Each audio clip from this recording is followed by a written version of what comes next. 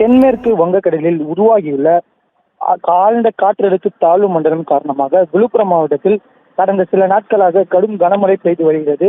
இந்த நிலையில் பல்வேறு இடங்களில் உள்ள நீர்நிலைகள் நிரம்பி வீடுகளிலும் மற்றும் விவசாய நிலைகளும் தண்ணீர் புகுந்தது. இதனால் பொதுமக்களும் விவசாயிகளும் கடும் அவதியடைந்து வருகின்றனர்.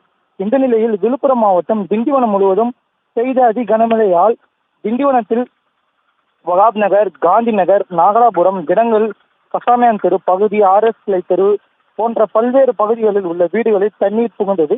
இந்த நிலையில் விழுப்புரம் மாவட்டம் திண்டிவனத்தில் ஸ்ரீ நரசிம்மர் பெருமாள் கோவிலில் தற்போது அதிக அளவில் தண்ணீர் சூழ்ந்துள்ளதால் இதனால் கோவிலுக்கு வரும் பக்தர்கள் கடும் அவதி அடைந்து வருகின்றனர்.